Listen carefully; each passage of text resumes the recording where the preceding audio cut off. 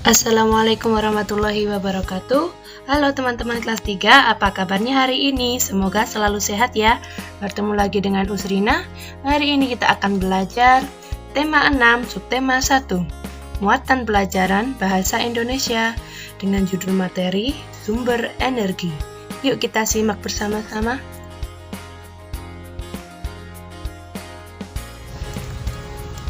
Teman-teman tahu nggak apa itu energi?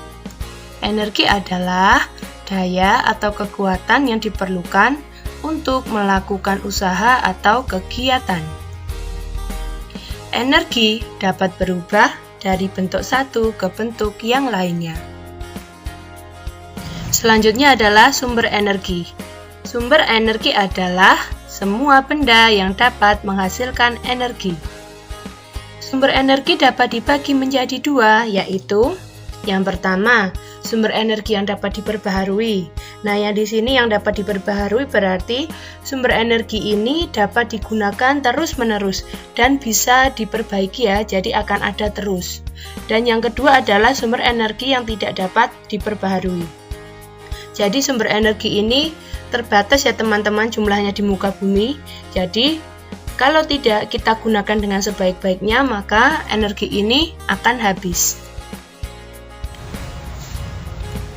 Kita akan lihat macam-macam sumber energi yang dapat diperbaharui.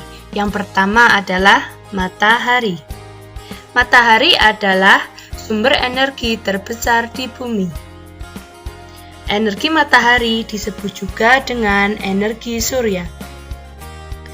Matahari menghasilkan panas dan beberapa manfaat dari energi matahari. Yang pertama, membantu proses fotosintesis pada tumbuhan. Yang kedua, digunakan sebagai pembangkit listrik tenaga surya. Cara kerjanya adalah dengan mengubah energi cahaya matahari menjadi energi listrik melalui panel surya. Salah satu PLTS terbesar di Indonesia terdapat di Kabupaten Karangasem, Bali. Manfaat yang ketiga adalah dapat membantu mengeringkan benda, misalnya mengeringkan pakaian, ikan asin, kerupuk, padi, dan lain-lain. Dan manfaat yang keempat adalah menyehatkan tulang. Sumber energi yang dapat diperbaharui yang kedua adalah air. Air adalah sumber daya alam yang sangat penting bagi kehidupan. Manusia, hewan, tumbuhan, sangat memerlukan air. Air banyak digunakan dalam kehidupan sehari-hari, misalnya untuk makan, minum, mencuci, mandi, irigasi pertanian, dan lain-lain. Selain untuk banyak hal yang di atas, air juga dapat dimanfaatkan sebagai pembangkit listrik. Pembangkit listrik menggunakan tenaga air disebut dengan PLTA. Perhatikan tabel di bawah ini.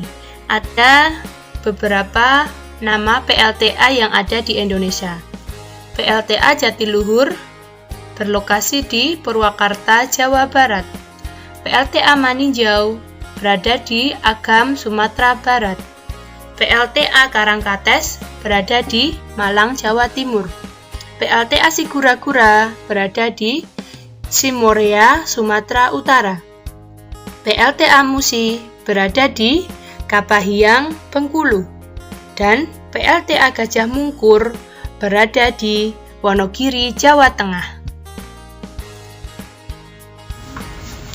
Yang ketiga adalah angin. Energi angin tidak terbatas jumlahnya. Angin adalah udara yang bergerak. Angin mempunyai nama sebutan lain yaitu bayu. Bayu atau angin memiliki energi kinetik. Pemanfaatan energi angin ini menggunakan kincir angin yang dihubungkan dengan generator atau turbin untuk menghasilkan energi listrik. Pembangkit listrik tenaga bayu atau PLTB terbesar di Indonesia terdapat di Sidrap, Sulawesi Selatan. Sumber energi yang dapat diperbaharui yang keempat adalah makanan. Makanan diperlukan oleh tubuh sebagai sumber energi. Dengan asupan makanan yang baik dan cukup, kita dapat melakukan aktivitas sehari-hari. Zat makanan yang berperan sebagai sumber energi adalah karbohidrat, protein, vitamin, mineral. Selanjutnya kita akan melihat macam-macam sumber energi yang tidak dapat diperbaharui. Sumber energi yang tidak dapat diperbaharui adalah energi fosil. Energi fosil berasal dari sisa-sisa makhluk hidup yang telah mati dan mengendap di bawah tanah berjuta-juta tahun lamanya. Contoh dari energi fosil adalah minyak bumi, batu bara, dan gas alam. Untuk mendapatkan energi fosil membutuhkan waktu yang sangat lama. Oleh karena itu, kita harus bijak dalam penggunaannya supaya tetap tersedia. Macam-macamnya yang pertama adalah minyak bumi. Hasil dari olahan minyak bumi ini sangat bermanfaat bagi kehidupan manusia. Salah satu hasil olahan dari minyak bumi adalah bahan bakar minyak atau BBM, misalnya bensin, solar, minyak tanah, dan aftur. BBM dapat digunakan sebagai bahan bakar kendaraan bermotor, untuk menyalakan kompor, dan untuk menyalakan mesin-mesin di pabrik. Sumber energi yang tidak dapat diperbaharui yang kedua adalah batu bara. Batu bara merupakan salah satu sumber energi. Manfaat dari batu bara yaitu yang pertama, sebagai pembangkit listrik tenaga uap atau PLT. Batu bara dalam bentuk briket dapat digunakan sebagai energi alternatif pengganti minyak tanah. Dan yang ketiga adalah sebagai bahan bakar kapal dan kereta api. Perhatikan gambar ini ya teman-teman. Di sini ada batu bara. Warnanya hitam, kalau sekilas bentuknya seperti batu biasa ya. Dan sumber energi yang tidak dapat diperbaharui yang ketiga adalah gas bumi. Gas bumi dapat digunakan sebagai alternatif bahan bakar memasak, pembangkit listrik, bahan bakar penggerak mesin, dan lain-lain. Alhamdulillahirrabbilalamin, demikian video singkat dari Usrina ya teman-teman. Semoga bermanfaat.